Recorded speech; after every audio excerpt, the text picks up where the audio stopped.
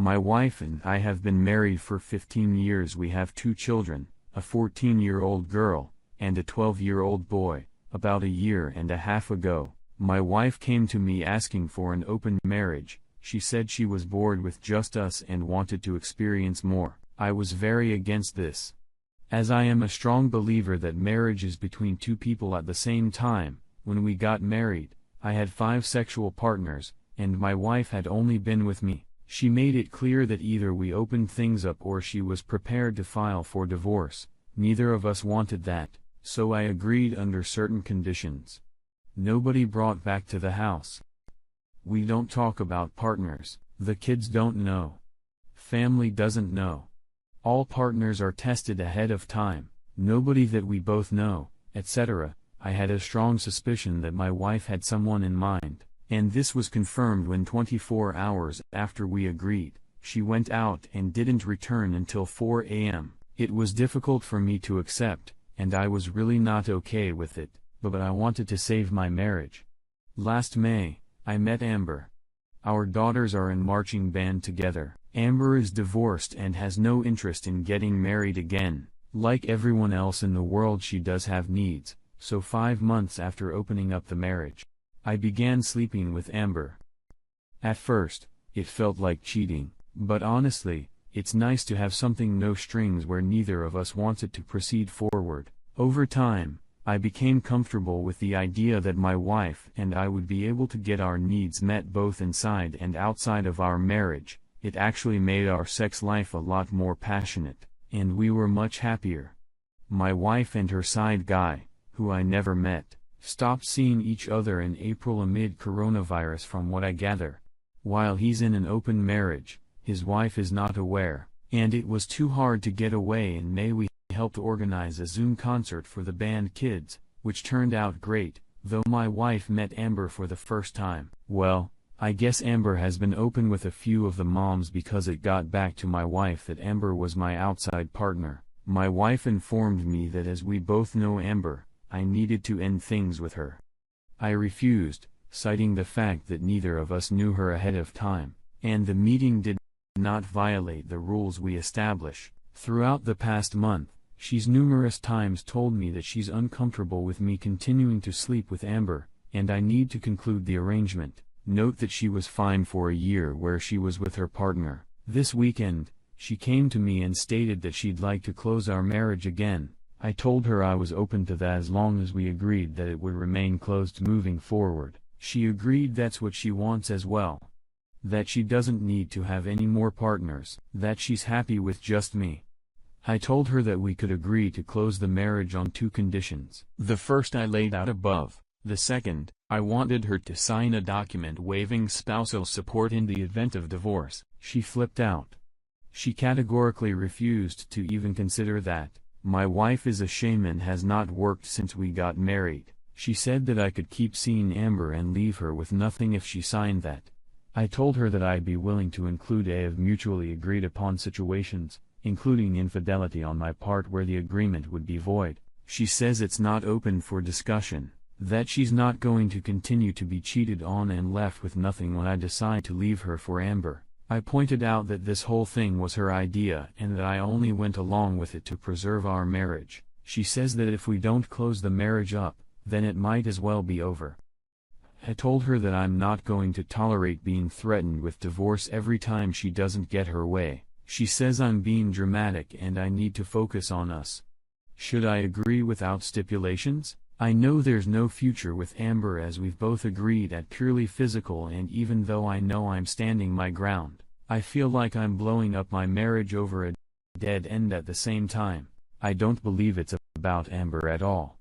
Update. So based on what some of you have said here, this morning I called Amber up, reminded her that we were supposed to keep things discreet and asked who she shared the details of our liaison with. She denied telling anyone. And I didn't get the feeling she was lying. I pulled up my wife's Google timeline history and discovered that she tracked me to Amber's house in April. She followed me and then deliberately introduced herself to Amber to create a conflict. Here I was thinking she actually wanted to get involved in band parents. But, no, she just wanted to try to end things with my outside partner. I don't even know what to do at this point. To recap, my wife told me that she wanted an open marriage. I didn't, but agreed when she told me she was prepared to file for divorce. She had an outside partner within 24 hours. It took me a few months. Her partner and her broke up.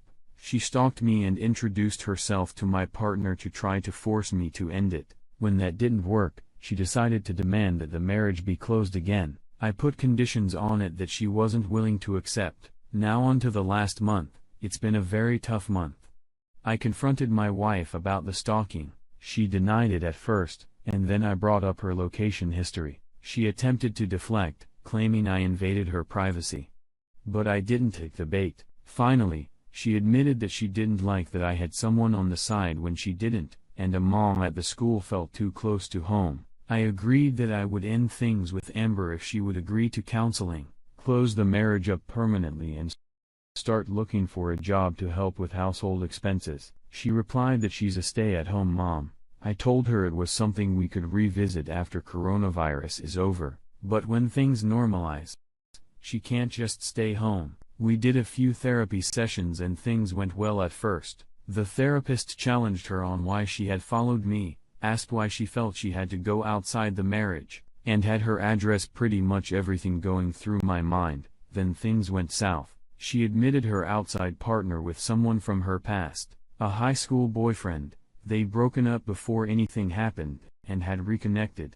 She regretted not going all the way with him in high school and decided that she wanted to fulfill that desire. I was pissed. I told her that if me choosing a mom from school was too close to home, then her choosing a married ex-boyfriend was completely unacceptable. I told her I didn't even want to look at her. I checked into a hotel to go cool off because I didn't want my kids to see me like that. I stayed there for a few days, and then decided to go home and deal with what was left of my marriage. When I got home, I found that my daughter was being unusually cold to me, even for a 14-year-old girl. She was very dismissive when I asked her what was going on.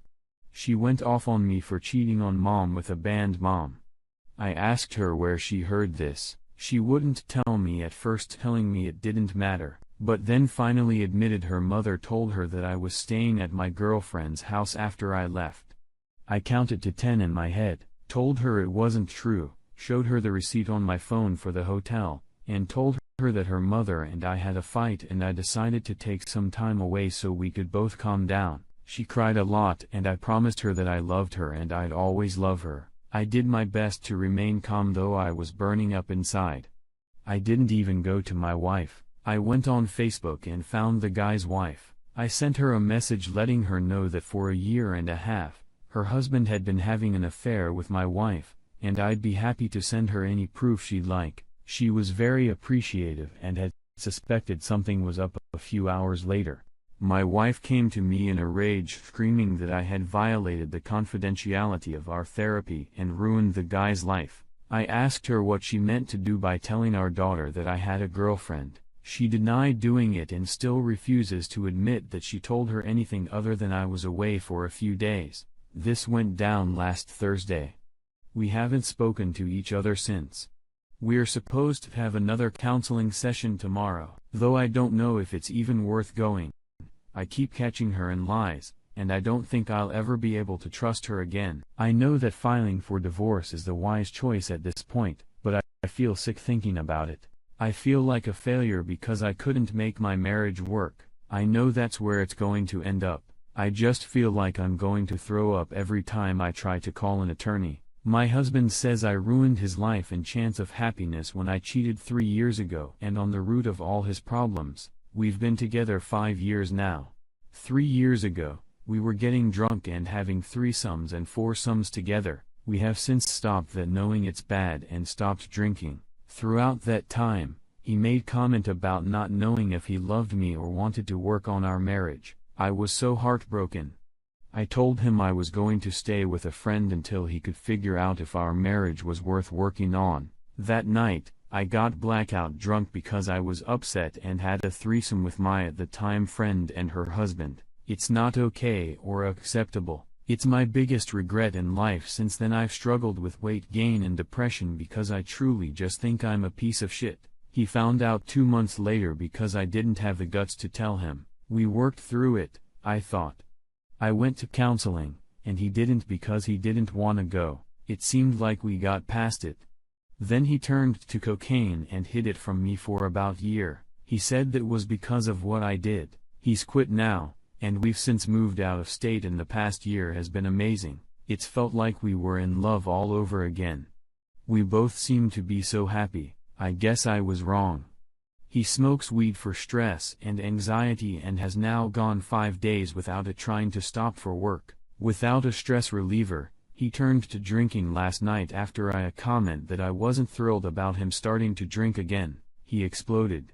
He said that he will never be able to get over what I did, and there's no way that I can love him because of. He started talking about the only way to get over it is to kill a guy I cheated with, and started laughing about talking about seeing his blood pool everywhere. I tried to walk away and he got mad and I was terrified. He said over and over again how on the reason he'll never be happy and wants to kill himself. I've never seen him this way to this extent. He said he's just done with everything, kept repeating how he wants to die or kill that guy. I finally locked myself up in the bathroom and turned on water for noise and cried and freaked out until I throwing up. I've never been so fearful in my life. Then he got mad when I was too scared to come to bed and punched a hole in the wall. I laid down with him, and he apologized and said he was just drunk and that he was suddenly horny. I tried to say no, but he kept trying and I was still scared, so I let him try to have sex with me. But because I wasn't into it, even though I tried, he didn't get off and got mad at me and said it was my fault because I didn't wanna suck him because he was peeing every 2 minutes.